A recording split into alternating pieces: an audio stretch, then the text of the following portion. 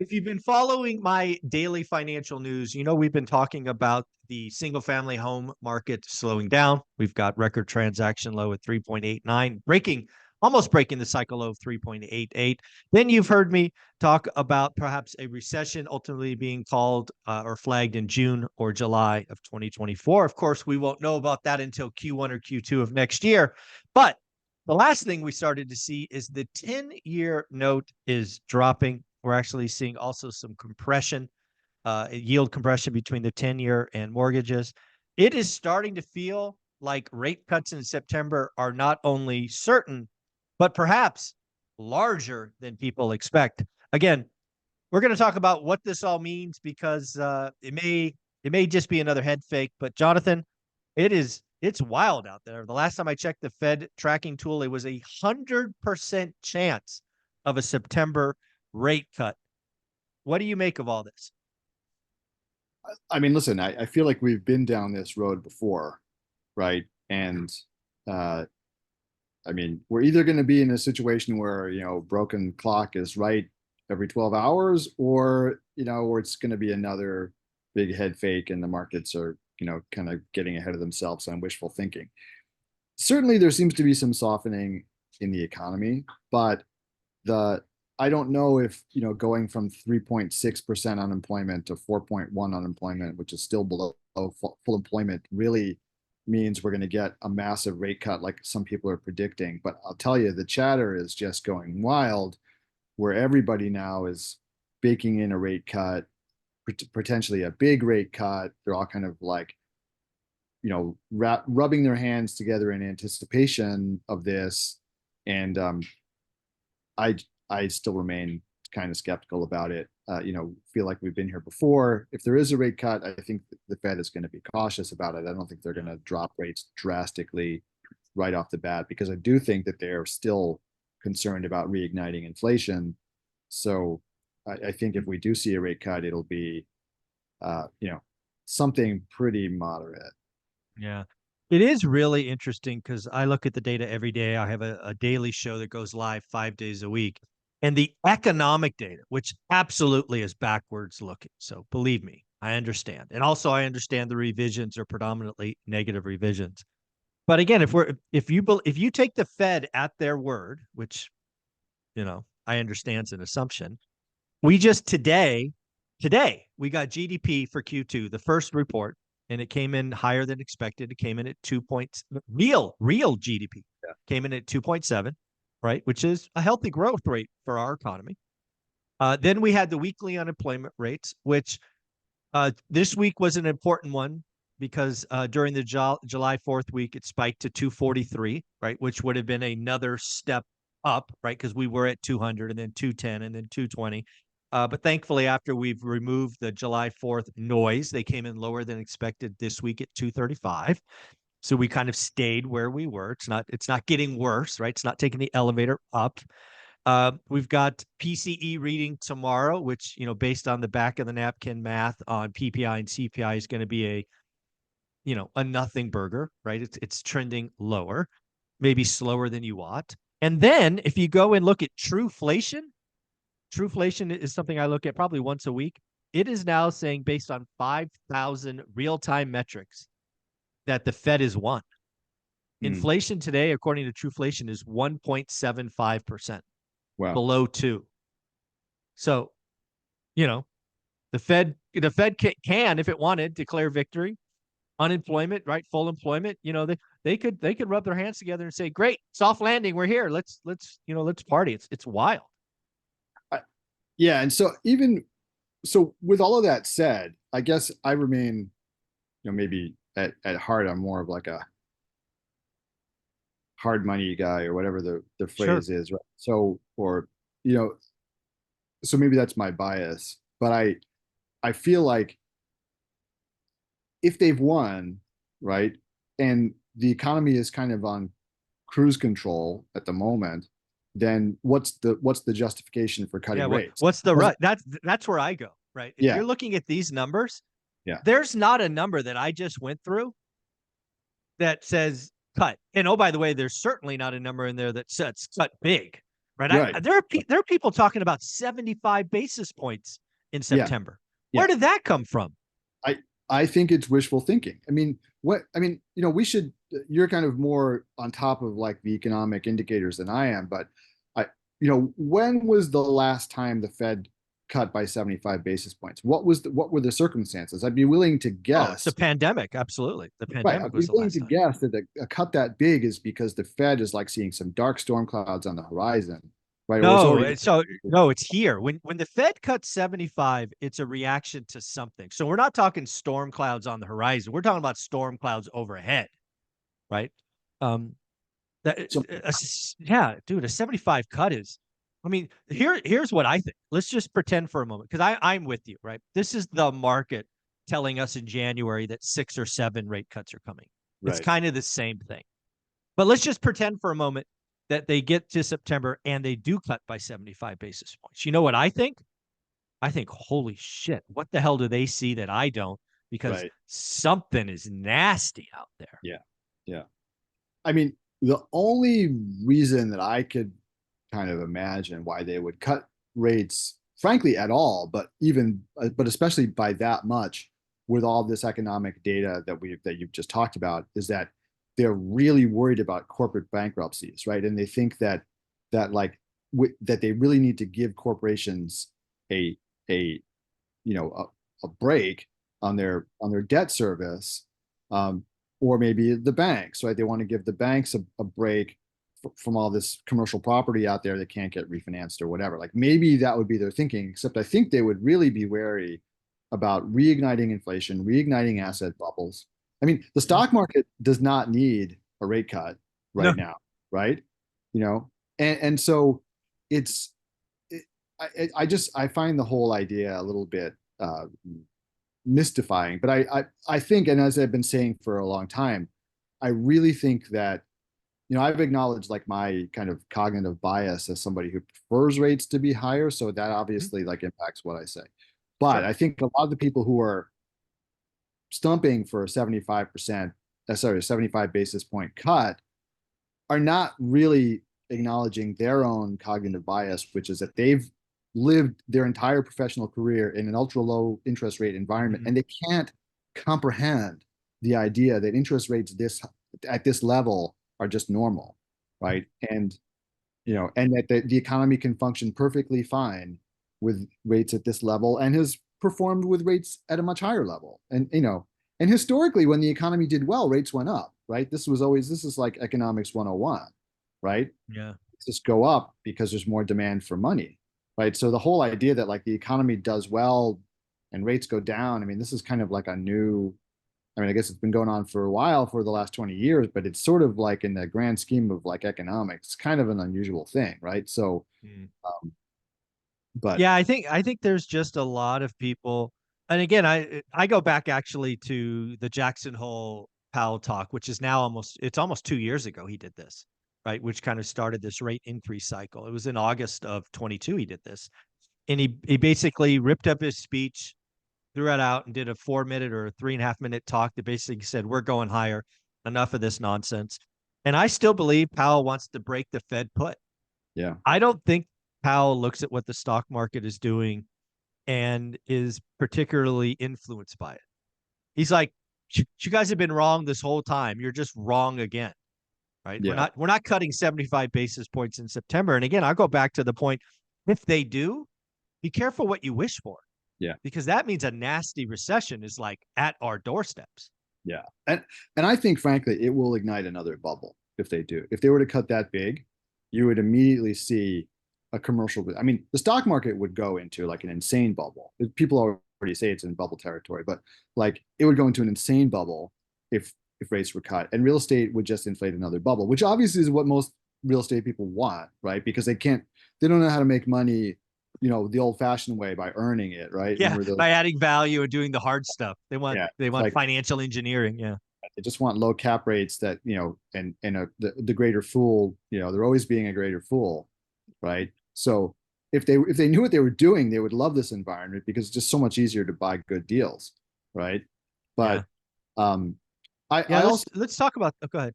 I just want to say like sort of we can circle back to that, but one other thing is, just on the Fed's, intentions. If we talked about, remember we're talking about stock buybacks a while Mhm. back. I mean, we Yep. talked about it a lot a couple of years ago. I mean, think about like the situation in which all these companies gorge themselves on debt, right? Mhm. They didn't create any value with that debt. They just bought back stocks to pump up the stock price. Now their debt service is higher, and they didn't invest that debt into creating new cash flows that could service the debt that they now have, Right. right? Like if the Fed cuts, all it does is reward that behavior again. It's like it's a different version of the Fed put, right? Mhm. But it's like basically Absolutely. rewarding companies for just gorging themselves on debt. Malfeasance. Yeah, Yeah. malfeasance. Yeah. Yeah. And frankly, if you want to get like, tinfoil hat stuff, for all the people who say like, oh, the Fed has to cut rates to service the federal deficit, you could look at it the other way around with Mhm. maybe the Fed is saying, hey, Congress, you should get your shit together because we're not going to enable you anymore, right? Yeah. Which Powell has basically said a couple of times. He's like, hey, that's not my problem. Yeah, Right. not that we have to accommodate you, but you Yeah. better get your act together and start like reining in the spending Yeah. because, we're not going to make it easier for you anymore. Yeah. So, you know, Yeah. It's really weird because again, I look at this and I try to piece it together. The one area that I can look at today, even with all those economic metrics that we talked about, and I could see a rate cut. And again, I've struggled with this, is this thing called the terminal rate that's sometimes called R star. mhm, And that's basically somewhere between a fictitious and a guess on a neutral interest rate. right, And where I go with this is if truflation is right, 1.75% versus the government's 3% inflation, that's one and a quarter. And if we can acknowledge that truflation is a far more up to date and timely metric, which over the last year they've been a lot more right than wrong, good for them. So the model is working. There is room to cut and stay neutral because what happens when inflation drops and you keep the terminal rate at today 5.25 to 5.5, the environment gets more restrictive, which eventually becomes a problem. That's the only thing where I look at this going, you know what? I could see that. If we really want to claim victory on inflation, if it's now, let's call it 2%, not 3%, if we drop rates a 0.5%, we're still tight, but we're less tight. I mean, that's the only thing I can look at this and go, and I think that's too much gymnastics and, stand on one foot, touch your nose. I mean, it's like all of these variables, but that's the only one I could think of. yeah. I mean, anyway, doesn't that what you just said? Doesn't that actually argue in favor of cutting when it actually does become restrictive, right? Yeah. As opposed to like anticipating that maybe it's going to be restrictive some point in the future that you really can't pinpoint, rather than like trying to cut in anticipation of that without Yeah. reigniting all the problems that lower rates cause. Why not just wait until the data shows that it's overly Yeah. restrictive and then cut, which is typically what they do, right? That's sort Yeah, of what. the only soft landing that the Fed has successfully done, often talked about, I think, was 1991. Yeah, And in that environment, the problem with R stars, it's not a mathematical, it's opinions, it's best guesses, it's ranges. And if they try to feather this thing to like on a glide path, they would cut early. They wouldn't wait because if you in economics, if you wait too long, right? If you wait till the data is right here, it's you too missed late.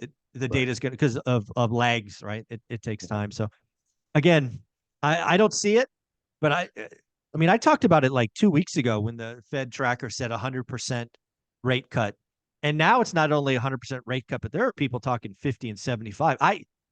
Yeah, I just don't I, I I don't don't get it. I don't see it either. I think it's wishful thinking.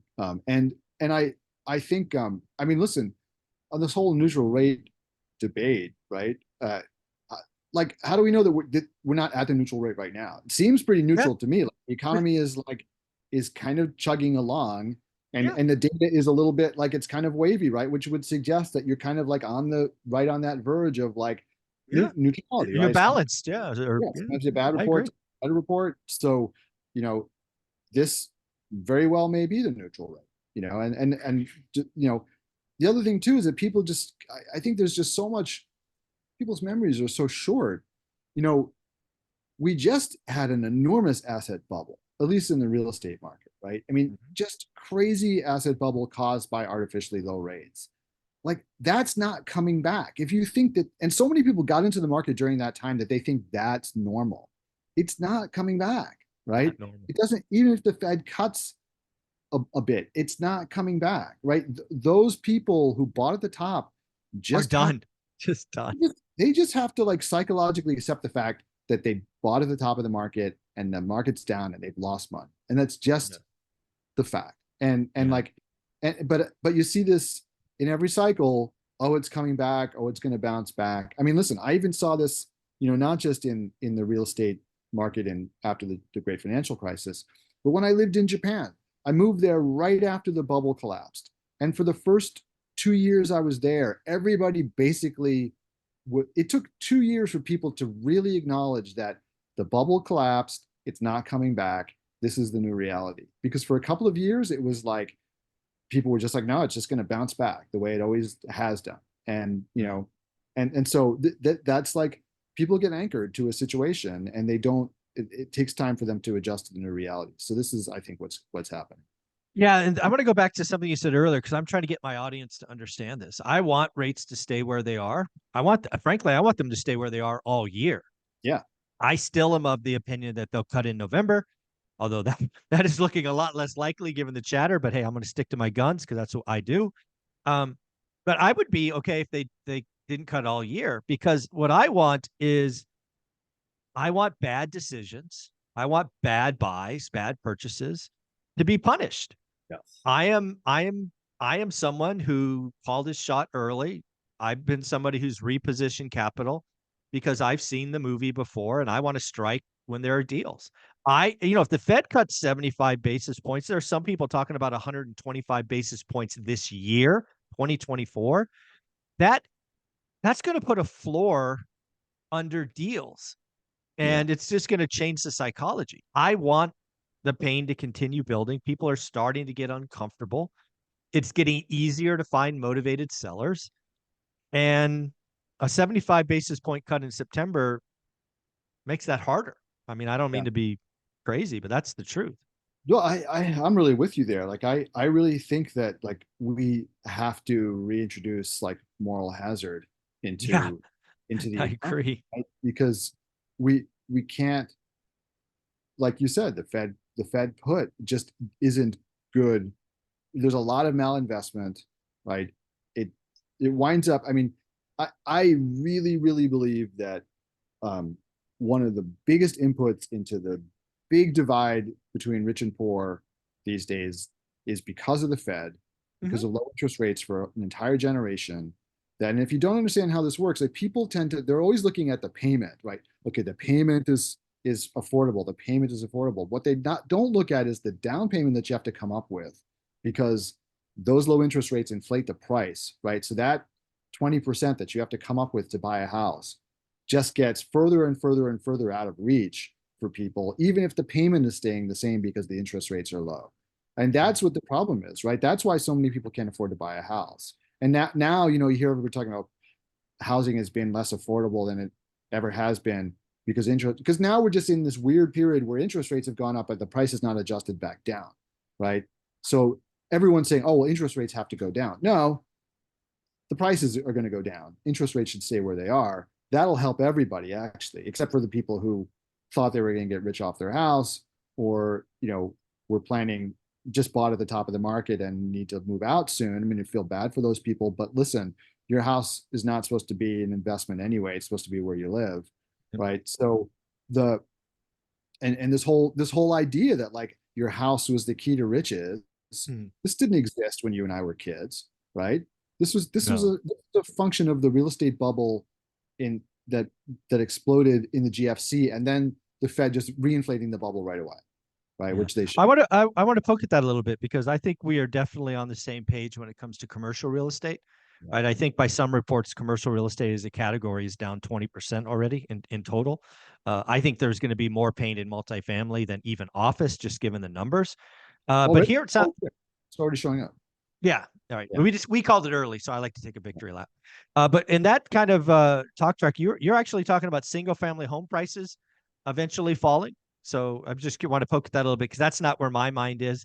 But I just want to poke at that because I think my You know, audience would love to well, hear your thoughts. yeah, I mean, I do. It may not be like a very rapid, thing, right? That's a sudden and it's and in the short term. But I Mm. think if you know interest rates stay where they are, then eventually the prices are just going to have to adjust, right? For affordability reasons. So when the banks are underwriting you, right, whether you can afford it, either. I mean, maybe you'll have a long period of time where prices just don't do anything as incomes grow, right? That's where I'm at. And Yeah. again, the affordability, the Fed broke the housing market. That is what I've been saying for 3 years. And unfortunately, a broken housing market doesn't fix quickly, right? The last time the housing market was this broken was from 1978 to 1994. Now, what the heck happened in those 16 years? In these 16 years, transactions from 1978 weren't exceeded until 1994. Yeah. That's because of affordability. People talk about today being the most unaffordable. It's just a lie. 1981 was the worst year. And what we saw over those 16 years was transactions take a hit. That's what people don't get, in my opinion, about residential real estate. Prices are sticky. It's called price inelasticity. And, you know, you don't have to sell, right? You can stay put. You can get Right. roommates if you lose your job. You can do all of these things, not to mention forbearance, right? Should we get into a nasty recession. So I just think, and I've said it a long time, I think we got all of our appreciation in the first 2.5 years, and now we're flat for the next 7.5. Well, listen, I mean, you can look at markets in general and pretty much say that that's how it works, right? Periods of rapid gains or high returns are always followed by periods of low gains. And it just makes sense because the markets have highs and lows. So Yep. it all depends on when you buy. If you buy at the beginning of the cycle, the beginning, whatever your 10-year time frame is, that Yep. moving window, right?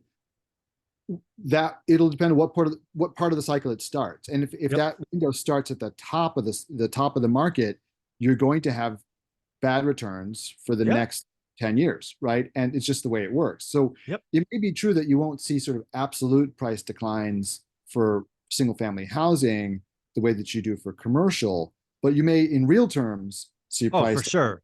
over time. Yeah, and it'll just have to grow. People's incomes will just have to grow their way out of it. Like I know, what happened in New York City in the 80s. There's a big real estate crash here. Yep. And it took years for people to be above water again who bought at the top of the market in the 80s bubble that blew up in New York City. So Yeah. people just wind up staying in their houses. If they, like you said, if they don't have to move, they don't. They don't move up to that next house. Nope. They, Move up buyers out. They're just yeah. out. So that's bad for everybody because nobody's then the starter homes don't open up and Yep. what. Um, Exactly. but Yeah.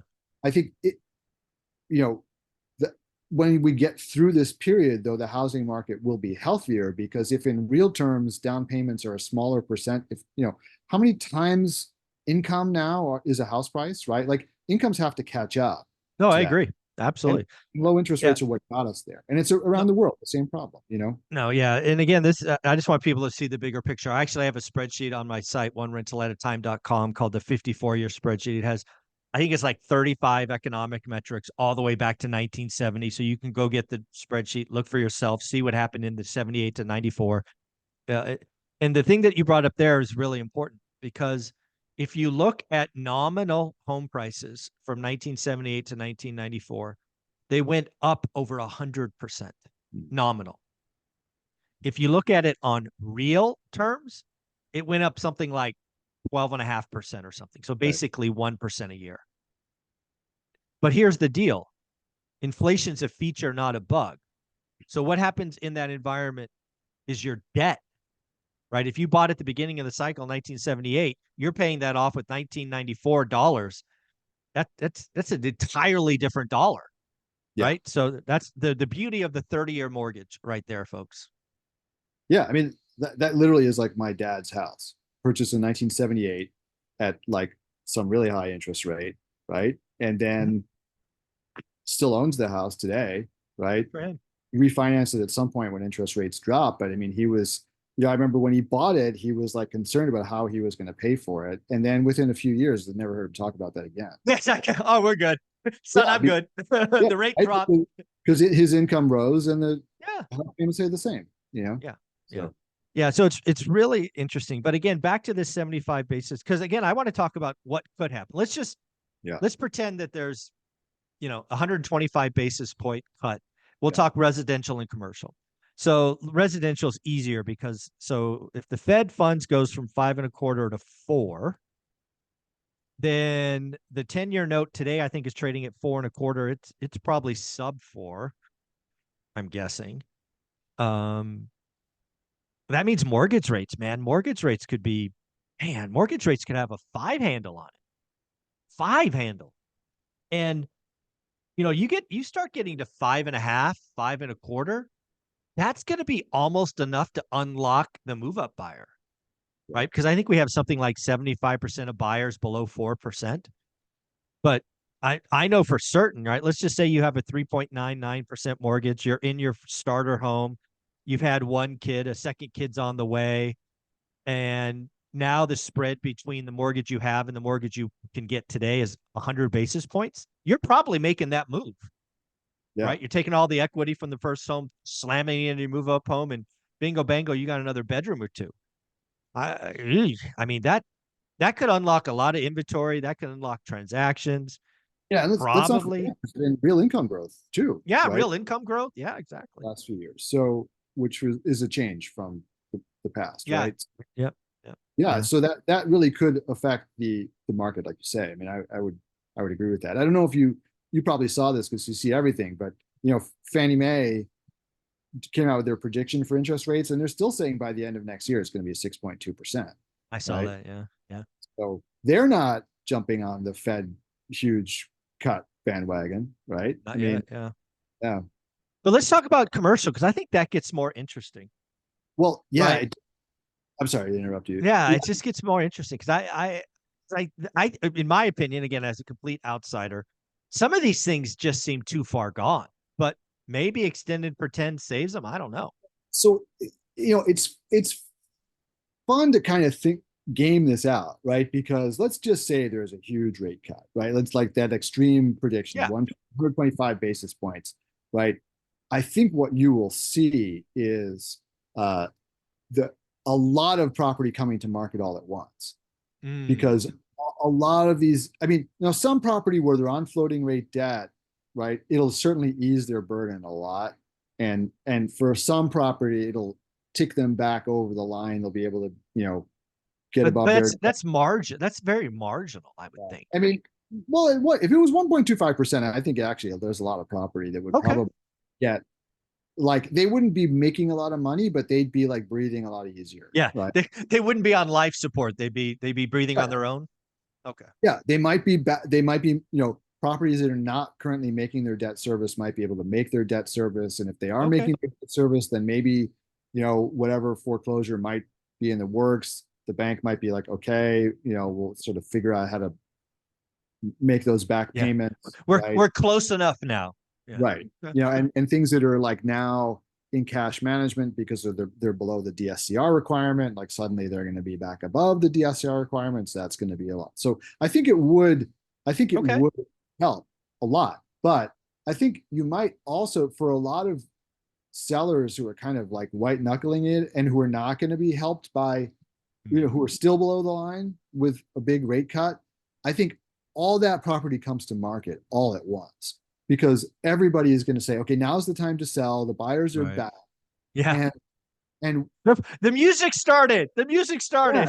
the irony is that rather than fueling a rise in property prices, if enough property comes to market all at once, Oh, you that was that exactly what I was thinking. I was like, "Oh my God, this would turn out completely different than people think, right?" Because it's all about yeah, supply. If supply comes all at one time, that's you don't want to be a seller in that environment. right, exactly. And I think you might, and I think a lot of people will all have the same idea at the same time, which is now, okay, whew, like we can finally exit this deal, get our money out, right? And rather than like holding it, which would be the right thing to do if they could. But for the ones that are still below, not making debt service or whatever, they're just going to be like, okay, maybe we can get out, get our equity out or get most of our equity out, and just like, you know, wipe our hands of this thing I think a lot of people will do that all at once. And then the issue really becomes like, A, if too much supply comes on at once, and then B, what the financing environment is like. Because just because interest rates are lower does not necessarily mean that the banks are going to have an appetite to lend on this stuff. You know, Right? absolutely, because again, I've seen this movie before. Just because rates are down, the banks, if the banks don't want to lend because, oh, by the way, they're cleaning up the mess that's now in front of them, Exactly. it'll be they'll be like, no, thank you, unless you're like 50% LTV or something. Yeah. Yeah. That's so I don't think that it will necessarily save things and could actually have the opposite effect. Just in the same way, like by analogy, there's that argument that higher interest rates are actually fueling the economy because now all the people who depend on fixed income, Yeah, right, have more money because yeah. interest rates actually they're actually getting paid something, I have to right? tell you, I actually have six figures in a money market making over 5%.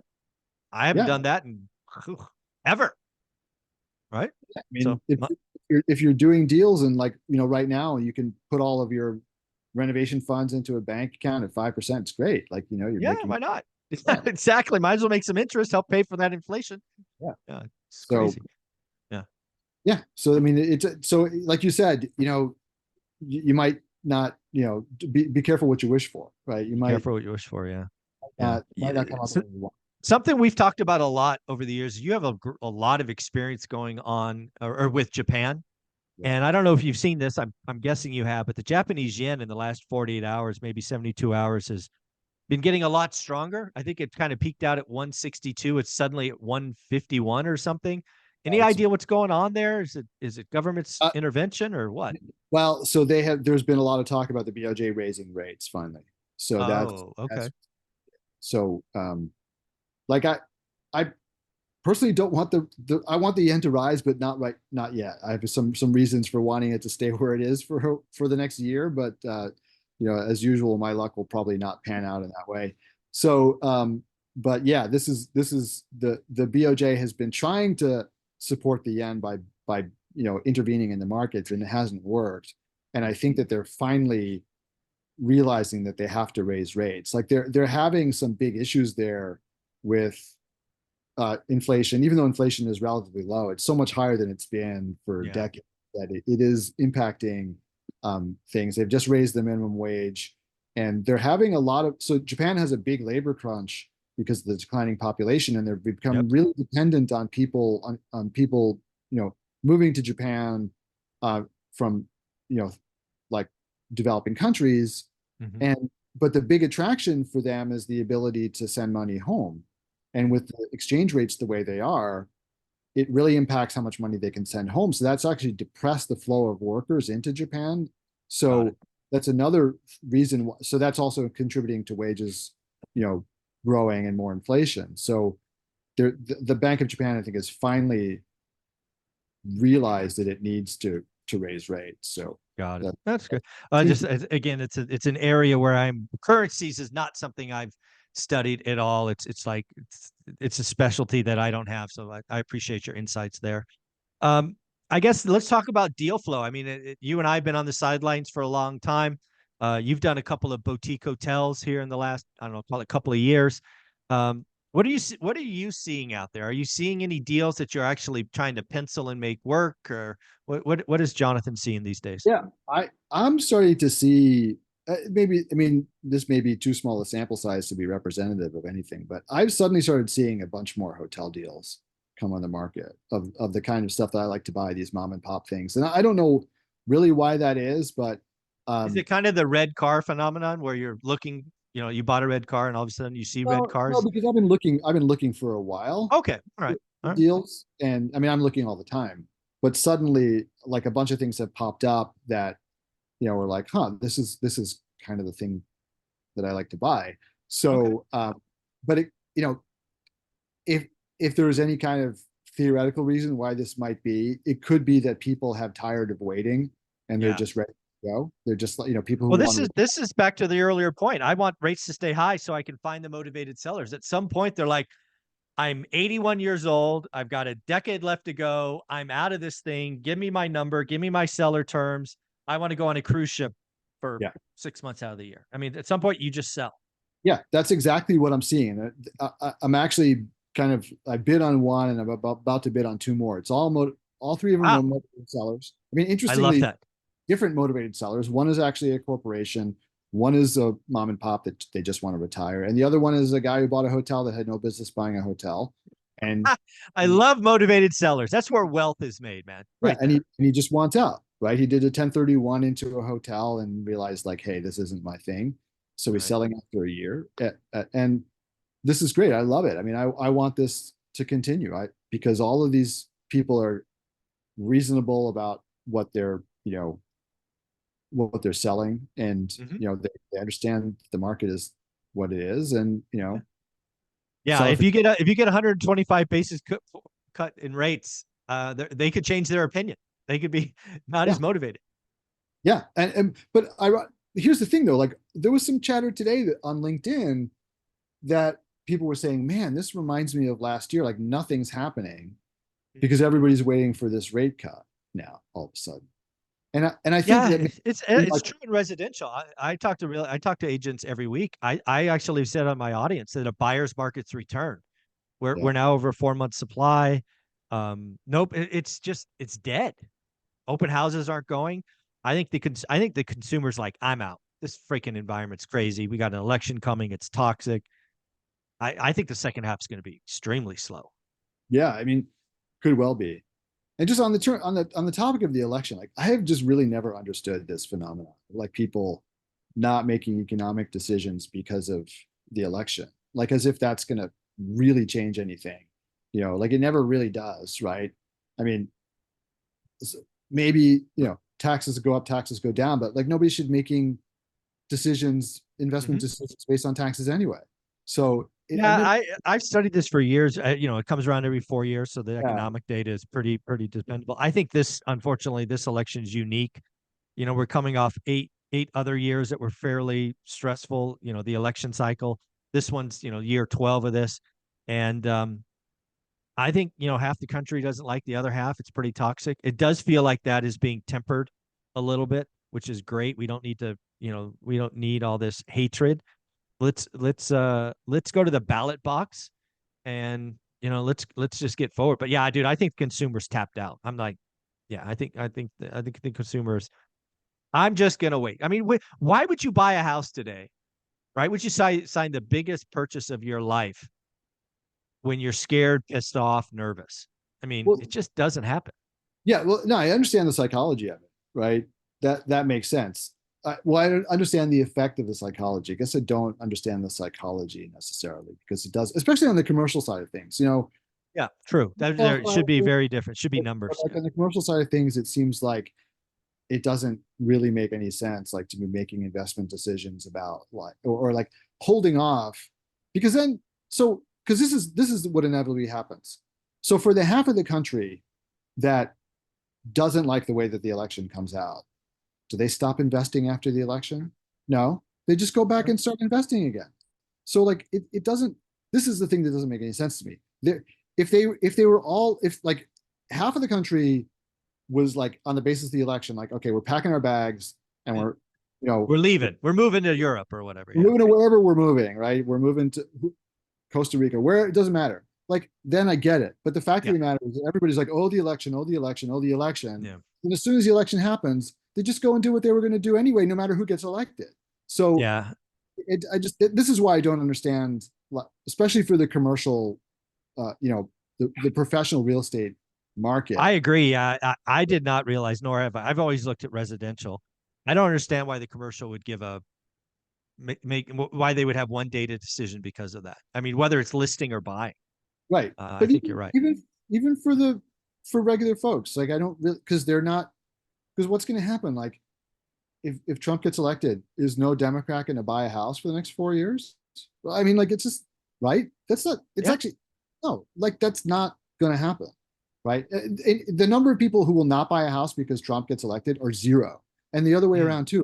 If Kamala Harris gets elected, the number of Republicans who are not going to buy a house for 4 years, zero, none of them, Hmm. right? Yeah. So what are they worried about? I don't get it.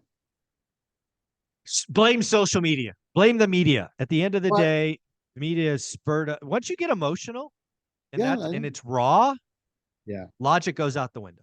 people think the end of the world is going to happen one way or the other. And Negativity sells, man. Gets clicks. Yeah, a lot of stuff, a lot of exciting stuff. At the end of the day, I think in residential, we're entering a buyer's market. I think we've already been there in the commercial space. I'm excited for the next 6 months because not only will I compete on price, but terms are going to get a lot easier to get in this environment. So I'm excited about the next 6 months. Jonathan, close us out. Where can they find you?